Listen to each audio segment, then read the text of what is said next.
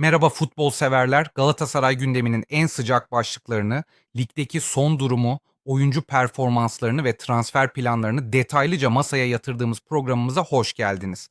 Bugün sarı kırmızılı camianın merak ettiği tüm sorulara yanıt arayacağız. Milli araya girmiş olsak da Galatasaray camiasının kafasındaki sorular oldukça net bir şekilde belirginleşti. Özellikle ligdeki üst üste yaşanan puan kayıplarının temel nedeni neydi?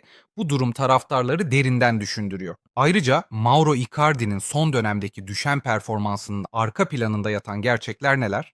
Barış Alper Yılmaz'ın geleceği ve ara transfer döneminde takıma katılması beklenen yeni isimler de gündemimizde olacak.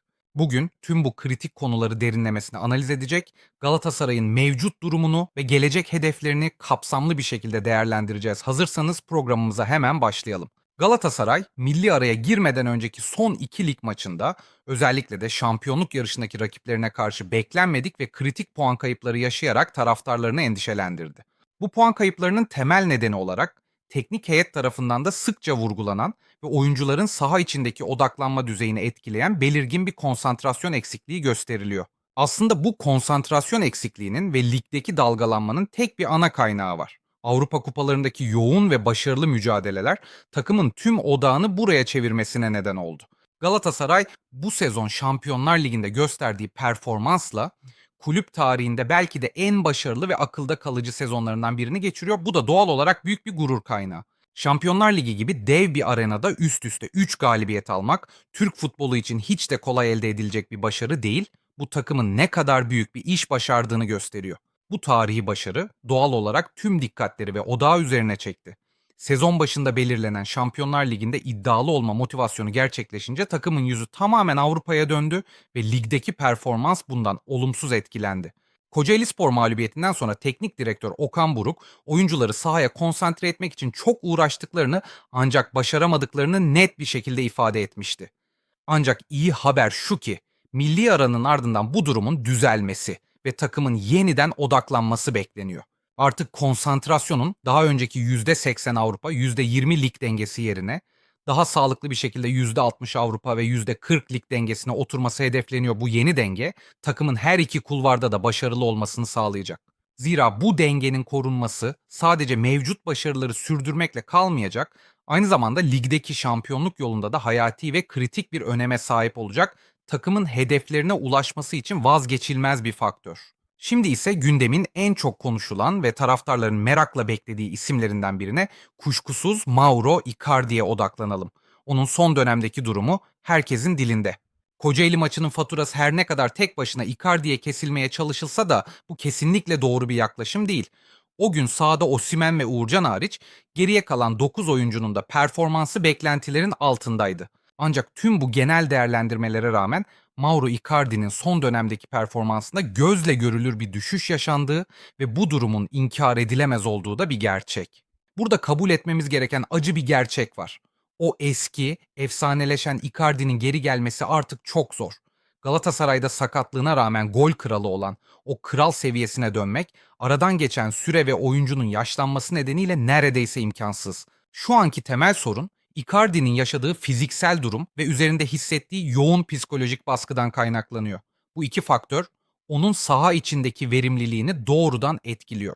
Icardi saha içinde kendi fiziğinin ve mevcut kondisyonunun el vermediği şeyleri yapmaya çalışıyor. Özellikle uzaktan atılan paslarda ve oyun kurma çabalarında yaptığı hatalar onun bu zorlanmasının açık bir göstergesi. Ne yazık ki kendisine yönelik yapılan her eleştiriyi fazlasıyla takip ediyor ve bunları kişisel olarak kafaya takıyor. Bu durum onun psikolojik olarak daha da yıpranmasına neden oluyor. Peki tüm bu olumsuzluklara rağmen yönetim Icardi'den umudu kesti mi? Kesinlikle hayır. Kulüp onun potansiyeline ve takıma olan katkısına hala inanıyor. Yıllık 10 milyon euro gibi yüksek bir maaş ödenen, saha içi ve Kemerburgaz atmosferinde çok önemli bir figür olan bir oyuncudan bu kadar kolay umut kesilmesi beklenemez kulüp. Ona büyük yatırım yaptı. Şu an herkesin ortak beklentisi Icardi'nin milli arada fiziksel ve mental olarak tamamen toparlanıp eski formuna kavuşarak takıma tekrar önemli katkılar sağlaması ve gollerine geri dönmesi. Gündemdeki bir diğer önemli tartışma konusu ise Barış Alper Yılmaz. Kendisinin son dönemdeki performansı da ne yazık ki oldukça sallantıda ve beklentilerinin altında seyrediyor. Barış Alper Yılmaz'ın en büyük gücü şüphesiz Allah vergisi olan üstün fiziği, Bitmek bilmeyen kondisyonu ve maç boyunca sergilediği yüksek devamlılığıdır. Bu özellikleriyle takıma her zaman enerji katıyor.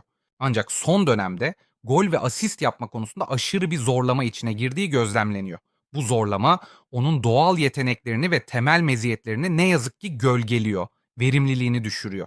Transfer ihtimaline gelince Barış Alper Yılmaz'ın kontrat yenileme sürecinde devre arasında kulübü tatmin edecek uygun bir teklif gelmesi halinde satılabileceği yönünde bir anlaşma yapıldığı kulislerde konuşuluyor. Eğer Galatasaray'ı hem sportif hem de finansal açıdan tatmin edecek, beklentileri karşılayan bir teklif gelirse, yönetim Barış Alper Yılmaz ile yollarını ayırmayı ciddi olarak düşünebilir ve bu yönde adımlar atabilir. Şimdi de takımın önemli isimlerinden Leroy Sané'ye gelelim. Sané Galatasaray'a transfer olduğunda başlangıçta bazı uyum sorunları yaşadı bu durum. Onun bireysel yeteneğinden ziyade takımın oyun sistemine adapte olma sürecinden kaynaklanıyordu. Ancak Sané yüksek motivasyonlu ve son derece profesyonel bir oyuncu olduğunu her fırsatta gösteriyor. Alman milli takımında kalma arzusu onu sürekli olarak daha iyiye gitmeye iten önemli bir faktör. Son maçlarda giderek toparlandığını ve performansını artırdığını net bir şekilde gördük. Onun gibi bir yıldızın önümüzdeki kritik Gençler Birliği ve Fenerbahçe derbi maçlarında eski gücüne tamamen kavuşarak takıma liderlik etmesi bekleniyor. Peki yaklaşan ara transfer döneminde Galatasaray cephesinde neler olacak? Galatasaray yönetimi takımın eksiklerini gidermek ve kadroyu güçlendirmek için oldukça iddialı ve kapsamlı transfer planlarına sahip.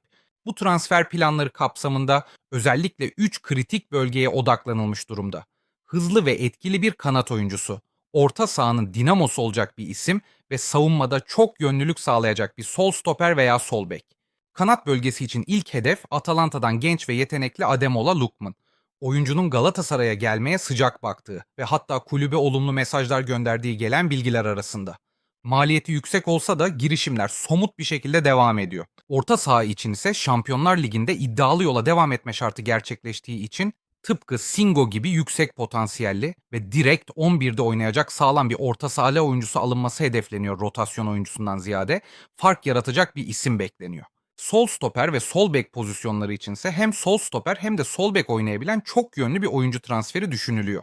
Bu transfer aynı zamanda bir önlem transferi olarak da değerlendiriliyor. Kısacası Galatasaray'ı ara transfer döneminde oldukça hareketli ve yoğun günler bekliyor. Yönetim takımın hedeflerine ulaşması için kadroyu en iyi şekilde güçlendirmeye kararlı görünüyor. Milli aradan sonraki fikstür Galatasaray'ın şampiyonluk yolunda ilerlemesi açısından hayati bir öneme sahip. Önümüzdeki maçlar sezonun gidişatını belirleyecek kritik virajlar olacak.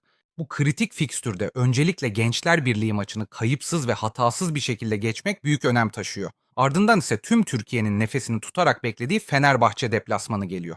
Bu derbi sadece ligdeki 3 puanı değil, aynı zamanda şampiyonluk yarışında takımlar arasındaki psikolojik üstünlüğü de belirleyecek. Bu yüzden sonucu büyük bir merakla bekleniyor. Bu derbide alınacak bir beraberlik bile son 3 senenin şampiyonu olan Galatasaray'ın mevcut avantajını korumasına yardımcı olacak. Ancak Galatasaray'ın bu kritik derbiyi kazanması puan farkını yeniden 4'e çıkararak rakipleri üzerinde büyük bir baskı oluşturacak ve takıma muazzam bir moral üstünlüğü sağlayacak. Son olarak Galatasaray'ı bekleyen bir diğer önemli konu ise Afrika Uluslar Kupası. Bu turnuva takımın kadro derinliğini etkileyebilir. Takımın önemli isimlerinden Osimhen, Singo, Lemina ve Jakobs gibi kilit oyuncuların Afrika Uluslar Kupası için milli takımlarına gidecek olması kadroda geçici bir boşluk yaratabilir. Ne yazık ki bu oyuncuların yokluğunun en büyük eksikliği Süper Kupa maçında yaşanacak. Takımın bu kilit isimleri Süper Kupa maçında büyük ihtimalle forma giyemeyecek ve bu durum takım için önemli bir handikap oluşturacak. Görüldüğü gibi Galatasaray'da ne ligde ne de Avrupa arenasında heyecan ve tempo bir an olsun durulmuyor. Her iki kulvarda da büyük hedefler ve zorlu mücadeleler devam ediyor. Takımdaki konsantrasyon sorunları çözülmeye çalışılırken Mauro Icardi ve Barış Alper Yılmaz gibi kilit isimlerin performans ve fiziksel durumları da teknik heyet tarafından yakından takip ediliyor ve özel programlar uygulanıyor. Önümüzdeki Ocak ayı transfer hamleleri ise şimdiden tüm camia ve taraftarlar arasında büyük bir merak konusu haline geldi. Hangi isimlerin takıma katılacağı heyecanla bekleniyor. Peki siz değerli izleyicilerimiz tüm bu konular hakkında ne düşünüyorsunuz? Galatasaray'ın ara transfer döneminde en çok hangi bölgeye takviye yapması gerektiğini düşünüyorsunuz ve hangi oyuncuları önerirsiniz? Yorumlarda düşüncelerinizi ve değerli görüşlerinizi bizimle paylaşmayı lütfen unutmayın. Bir sonraki programımızda tekrar görüşünceye dek sporla kalın ve hoşça kalın.